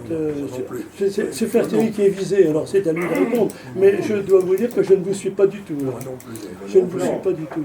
Très brièvement, les positions de Bossuet sont peut-être raides, mais c'est une forme d'augustinisme politique. Vous avez chez, disons, l'augustinisme tardif, on gère tout ce qu'a écrit Bossuet, la politique qui a écrit des saints. Mais alors, puisqu'on en vient à une question théologique, à propos de ce que vous disiez sur Thomas d'Aquin, je me demande si la source du rationalisme occidental moderne ne serait pas plutôt Duns Scott avec son univocité. On trouve d'une certaine façon dans le marxisme où il y a les bourgeois et les prolétaires, il y a des classes univoques. Oui, ce dont je parlais, c'était la méthode philosophique. C'était la volonté d'être discursif, d'être explicatif, d'être logique, indépendamment du contenu, évidemment. Parce qu'effectivement... Parce que vous avez parlé de la critique de l'essentialisme par Berdyaev, oui. Et Duns Scott est un exemple type de l'essentialisme, justement. C'est très possible, oui, c'est très possible. Mais je ne sache pas que Berdyaev est connu Duns Scott, d'abord, je ne le sache pas. Et quand il critique la philosophie occidentale, il en reste dans des généralités où moi je trouve simplement la tradition grecque et la scolastique. Je n'y vois pas autre chose. Mais justement, Duns Scott est un des penseurs clés de la scolastique du Moyen-Âge. Oui, enfin, il est un peu particulier comme scolastique. Oui. J'ai une autre question. Vous avez décrit le parallélisme constant entre la pensée occidentale et la politique russe. Louis XIV, Pierre le Grand, les Lumières, Catherine, etc. Les marxistes, Lénine, etc. Les libéraux, Eltsine, Gorbatchev. Mais vous avez mis en parallèle d'un côté une pensée et de l'autre côté des politiques. Alors, est-ce à dire que les politiques russes auraient toujours été en décalage par rapport à la philosophie profonde de la Russie? Tout à fait. C'est ce que vous voulez? Ah bon? C'est bien ce que je pense. Ouais. La Russie a été entraînée sur une voie par Pierre le Grand. Ouais. Elle y est restée mutatis mutandis, quelle qu'ait été par ailleurs l'évolution de la pensée occidentale. À partir de Nicolas Ier, ils se disent quand même, il y a certainement autre chose. Ça dure à peu près un siècle. Oui, à peu près un siècle. Depuis Nicolas Ier jusqu'à Nicolas II avec la révolution de 1905. On entre à ce moment-là dans une nouvelle phase occidentaliste qui se termine non pas du tout avec Yeltsin, mais qui se termine avec la fin de Yeltsin, puisque lui aussi a été une phase de la mise en œuvre de la pensée occidentale. Un succès économique entre Poutine 1905 romprait la chaîne. et que les communistes ont fait le contraire. Il y avait un succès économique de 1905 à 1917. Oui. C'est Oui, un succès. c'est la raison pour Et laquelle... pas le communisme n'a pas eu de succès économique. En effet, contrairement à ce que croient encore beaucoup de Russes d'ailleurs. Mais je crois que ça c'est très vrai. Mais ce qui compte, c'est pas ça. C'est que les communistes se sont placés dans la même perspective que ce que Ivan Vlo appelle le Gestell, c'est-à-dire ils ont pensé faire mieux. Et quand Yeltsin a évacué le communisme, il a pensé faire mieux, tout en restant dans la même pensée. Mais alors, Poutine serait le monsieur qui rompt avec cette mauvaise habitude d'alignement. Je crois. Je le crois. Mais ça, c'est une idée à moi. Hein. Non, mais elle est sans doute. Je le crois. Je la partagerai volontiers. Non, mais Poutine revient sur les forces vives du pays. Je Oui, pense. c'est ça. Plutôt, mais c'est pas idéologique, c'est une fidélité à sa mère. Sa mère, la patrie. Non, sa mère, sa vraie mère. Ah, je ne sais pas. Mais c'est la patrie aussi. Non, mais sa mère. Non, je ne sais pas. Sauf que nous sommes, excusez-moi, sauf que nous sommes aujourd'hui dans un monde où il est difficile de ne pas prendre en compte ce qui se passe à côté de vous. Et nous, ce qu'on appelle l'Occident, nous ne pouvons pas nous empêcher d'être les héritiers de Rome et les héritiers de la Grèce. On aime ou on n'aime pas, mais on l'est. Bah, nous le sommes, oui. Nous le sommes, oui. Et ça ne va pas changer. Vous et moi, nous le sommes. Mais en réalité, la politique qui est menée actuellement est complètement à l'opposé de la tradition. Vous parlez de la nôtre. Oui. Il n'y en a pas de politique. Il y en a une de fait. Évidemment, il n'y en a pas. On peut dire qu'il n'y en a pas, mais pour tous. Il y a un ouvrage aussi qui est intéressant, c'est le livre sur les voies de la théologie russe de Florovsky. Oui, alors effectivement, je crois que Fierté m'en parlait un peu, oui. Il montre bien aussi cet aspect un peu complexé, je dirais, je me dis, complexé de la Russie abordée par les protestants et la scolastique catholique, et d'être au départ un peu abasourdi. Oui, tout à fait, c'est tout à fait vrai. Oui. Et donc, on peut... D'ailleurs, au XIXe siècle, la théologie russe était très latinisante, avec Pierre de Mauplian. Donc on voit plutôt qu'on est peut-être arrivé à un moment de synthèse où peut-être justement, peut-être que le monde russe a cette capacité à intégrer, entre guillemets, c'est possible. le côté discursif, et en même temps de proposer pleinement une théologie, entre guillemets, mystique, même si j'ose pas. L'histoire le dira.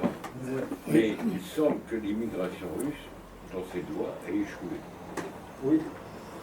Quand vous regardez l'école dite de Paris, on sent des Roland, le hérétique, je dirais même, hérétique. Ah oui, oui. Non, tout à fait. Enfin, de toute façon, il y a eu des positions, même des mouvements hors frontières sur l'école de Paris qui ont été très claires aussi. Ça marchait, qu'elles sont très vite. Ah oui. Autre question. Oui. Encore une question. Attendez, il y a deux personnes là qui veulent parler. Alors. Ça me fait penser, ce que dit monsieur, au fait que l'un des symboles de la Russie, c'est l'aigle à deux têtes. Oui.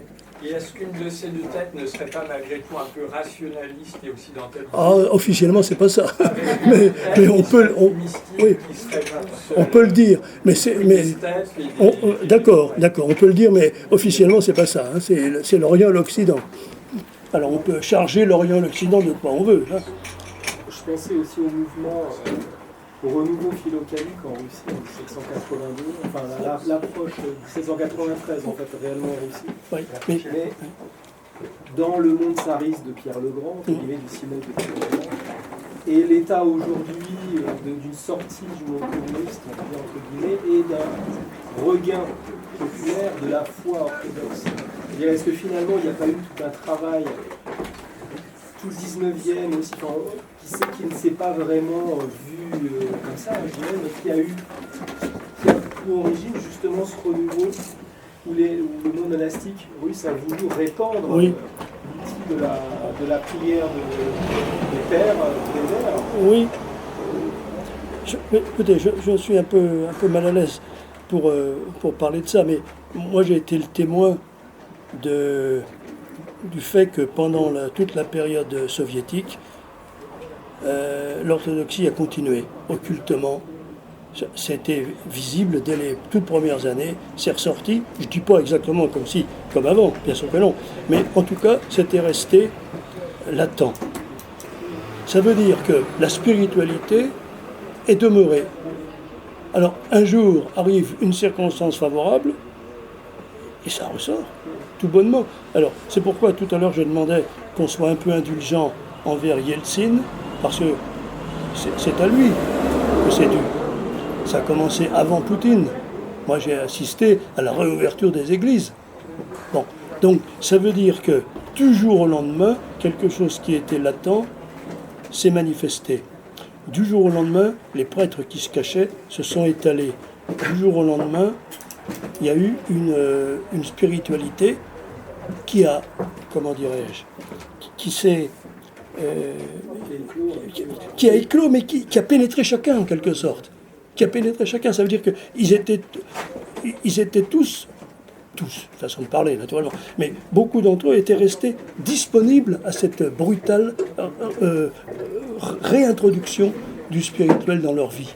Cette nécessité de quitter le temporel offert par la spiritualité temporelle. Oui, par le Gestell. Voilà, c'est ça. Exactement. Alors, à quoi ça peut aboutir? J'en sais strictement rien. Chez nous, en France, après la Révolution, le sursaut catholique qui existait au XIXe siècle, pour moi, était complètement stérile. Pour moi, il n'a rien donné de bon. Il a donné des saints, certes, mais sur le plan social, il n'a rien donné de bon. Il aboutit au ralliement de Léon XIII, il a abouti au progressisme chrétien, rien de bon. Qu'est-ce que ça sent en Russie? Je ne sais pas, j'en sais rien. On voit l'attitude des Russes qui quittent le concile pan-orthodoxe aussi. Oui, oui, mais enfin avec des explications raisonnables. Moi j'ai retiré une revue d'il y a quelques années qui s'appelait Enjeux Méditerranée. Oui. Une revue qui était largement subventionnée par la Banque mondiale sur les actualités internationales et dont le rédacteur en chef s'appelle Alexis Bosman. Je ne connais pas.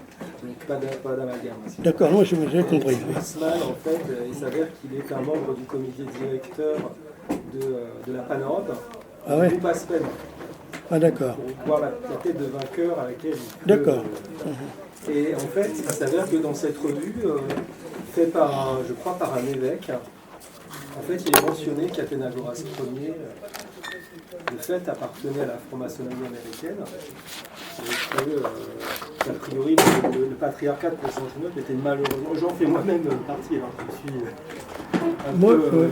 écoutez, j'ai plein de mal à regarder. Je ne vais pas me lancer là-dedans. Moi, j'ai lu un bouquin. Non, pourquoi je dis ça? C'est parce que c'est les dimensions de la géopolitique que l'on vit aujourd'hui. Ouais.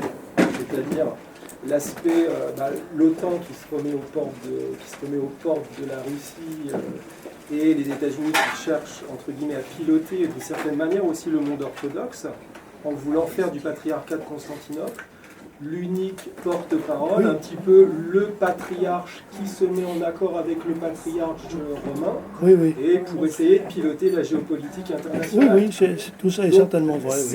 Moi, je vous fais juste écho de... ça, ce sont la revue, si vous la voulez, je peux vous la faire passer, mais c'est très intéressant de voir que les francs-maçons disent ça très gentiment, d'ailleurs, de la part des patriarches. Ils disent du patriarche Bartholomé, qui prend malheureusement, de mon point de vue, prend malheureusement la suite des ambitions américaines sur les questions orthodoxes. Je ne sais pas. J'avoue mon incompétence. Je vois bien, je comprends bien tout ça. Mais c'est vraiment pas un sujet qui me... comment dire... Je comprends, mais par rapport à la Russie, on les voit qui sortent aussi. Ils n'ont peut-être pas envie de se faire piloter non plus. Enfin, je ne sais pas ce que c'est exactement la dimension. Oui. Monsieur, oui. Oui, en fait, deux choses. La première, c'est que Karl Marx, je ne vous citerai pas des sources parce que je les ai en tête comme ça, mais je sais que c'est une certitude, il n'y a aucun doute dessus, c'est facile à vérifier. Karl Marx était un agent anglo-américain. Non, bolivien. Allons bon. Bon, ça c'est le premier point. Je vais pas donc... Le deuxième point, c'est un peu plus mystique et plus culturel, mais ça concerne la politique russe.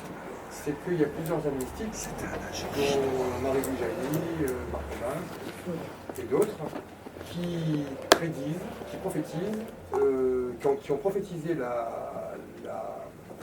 conversion de la Russie il y a un siècle au christianisme, et qui ont prophétisé, on le voit sous nos yeux, et qui a prophétisé, là c'est peut-être moins drôle pour la France, l'invasion de la France par la Russie. Et que dans le plan divin, Dieu va se servir de la Russie pour rechristianiser l'Occident. Je vous crois volontiers. Et je vous dirai juste, le prophète Jérémie qui faisait hurler de rire les conseillers militaires du roi et ses politiciens en prédisant un truc similaire, du genre si Israël ne se convertit pas, elle sera envahie par Babylone et déportée. Bon, et c'est à la Bible, hein. Les conseillers militaires du roi étaient morts de rire, parce que sur les plans et selon leur raisonnement, c'était impossible. Bon, l'avenir avait raison pour le prophète Jérémie, et moi je vous tiens le pari que les prophéties dont je vous parle sur le site se réaliser. Il me semble que quand on est géopoliticien, on ne peut pas faire abstraction de ces choses-là. Je ne sais pas quoi vous dire. Je ne sais pas quoi vous dire. En étant dehors de mes capacités de réflexion, je n'intègre pas les prophéties dans... J'y arrive pas. Ça ne veut pas dire que j'ai lu Marie-Julie Jahenny, mais elle m'a fait bien rigoler. Excusez-moi. Marie-Julie Jahenny, elle m'a fait bien rire. Est-ce que je peux raconter pendant 1 minute pourquoi Marie-Julie Jahenny m'a fait rire? Marie-Julie Jahenny, elle est morte, elle était jeune fille en 1880 et elle est morte en 1940, quelque chose comme ça. Et alors, dans son texte, elle prévoit le retour du grand monarque. Absolument. Bon. Elle n'est pas la seule. C'est moi dire ce que j'ai lu. Elle prévoit le retour du grand monarque. Et elle fait le portrait du grand monarque. Elle fait son portrait. Alors, je vais vous dire comment il est. D'abord, premièrement, il s'appelle Henri. Deuxièmement, il est un peu gros. Troisièmement, il porte une barbe. Et quatrièmement, il boite légèrement. Qui est-ce, le grand monarque de Marie-Julie Jahenny avant 1880? C'est le comte de Chambord. Et elle prévoit le retour du grand monarque pour une année. Elle le voit, elle a sa vision, et elle voit non pas les 2 premiers chiffres de l'année, mais les 2 derniers chiffres de l'année, et c'est 80, je ne sais plus combien. Alors, les légitimistes de l'époque, ça y est, c'est pas difficile, le comte de Chambord va revenir. Bon, l'année en question passe, pas de restauration, le comte de Chambord meurt. Eh bien, moi, j'ai connu des gens en 1980, je ne sais plus combien, qui étaient convaincus qu'on avait mal interprété les 2 premiers chiffres, qu'elle n'avait pas vus. Tout le monde à l'époque avait dit c'est 1880. Pas du tout, c'était pas 1800. Sommes-nous bêtes? C'était 1980, je ne sais plus combien. Eh bien, qu'est-ce qui s'est passé en 10 ans? Rien. Il ne s'est rien passé. Il est mort d'Alphonse. Alors, dans un siècle, on dira, mais non, on s'est trompé, c'est 2080. Voyons. Alors, excusez-moi, mais... Comment? Je peux répondre? Oui, je l'ai lu ça, donc moi je n'en tire rien d'autre que ce que je dis. Alors, pour ce qui concerne Henri V de la Croix, c'est un nom symbolique. Oui, mais d'accord, mais enfin, elle leur faisait un portrait physique, alors le portrait physique... Le portrait physique, on ne sait pas à quoi ressemblera son roi. Non, mais on voit bien qu'il ressemble au comte de Chambord. Donc son portrait physique, on ne peut rien dire. Un homme gros, barbu et qui boite légèrement, vous m'excuserez, mais c'est très précis au contraire comme définition. Si, mais ça ne nous dit pas qui c'est. Si, il y avait une cheval. Ça ne nous dit pas qui c'est. Non, mais ça correspondait tellement au comte de Chambord de l'époque. Mais elle n'a pas dit que ce soit lui. Ah non, certes. Non, certes. Alors là. Par contre, le nom Henri V de la Croix, je vais vous révéler un scoop peut-être, c'est que ce nom, donc ce fameux nom Henri V de la Croix, c'est un code. Comme souvent les prophéties, elles sont codées pour que juste... elles sont codées. Henri V de la Croix, ça correspond au revers de la médaille miraculeuse. Je sais que je vais en faire rire beaucoup, mais ça c'est leur problème. Donc c'est le revers de la médaille miraculeuse. Apparition de la Vierge Marie en 1830, date de l'invasion de la France, de l'Algérie par la France. Et donc la Vierge Marie demande à ce qu'on tape cette médaille, à ce qu'on fasse taper cette médaille, et derrière, vous avez une sorte d'anagramme d'Henri V de la Croix. En 1830, donc après les prophéties de Marie, elle était contemporaine de Marie-Julie Jahenny. Henri V de la Croix, c'est un nom de code. Oui, mais c'est un nom symbolique. Je veux bien vous croire, oui. Voilà, donc dire qu'il était gros et ça ne correspond pas à Henri V de la Croix, ça ne Elle n'a pas dit son nom, elle a dit un nom. En plus, elle a été stigmatisée pendant 70 ans. Oui. Ouais. Enfin, bon. Moi, nous sommes bien loin de la Russie. Là. Ouais. Et puis, elle n'est pas la seule à avoir précisé la région de la France par la possible. Ouais. Et moi, la province qui a été stigmatisée aussi. Ouais. Et je précise juste une chose, c'est que si vous étudiez les prophéties en détail, notamment les dates, c'est époustouflant à quel point elles épousent les dates géopolitiques. Ah bon? Notre-Dame de Fatima, c'est 1917, en pleine guerre mondiale, où elle prophétise l'arrivée du communisme en Russie et le fait qu'elle va répandre ses erreurs dans le monde entier et que ça se traduira par des millions de morts. Et elle prophétise aussi que si on consacre la Russie à son cœur immaculé, la Russie se convertira. La Russie s'est convertie. La consécration a été faite en 1984 et la Russie, le communisme, est tombé aussitôt après. Et le mur de Berlin est tombé 5 ans après. Possible. Possible. C'est pas comme si ça n'existait pas. Et vous savez, on est très loin du bas niveau où je me situe. Oui, c'est pas loin. C'est au contraire le cœur du... Ah ben, faites ce que vous voulez, c'est vous le chef, hein, moi je ne suis rien. Hein. Mais est-ce qu'il y a encore une question? Mais je vous remercie. Merci de me remercier.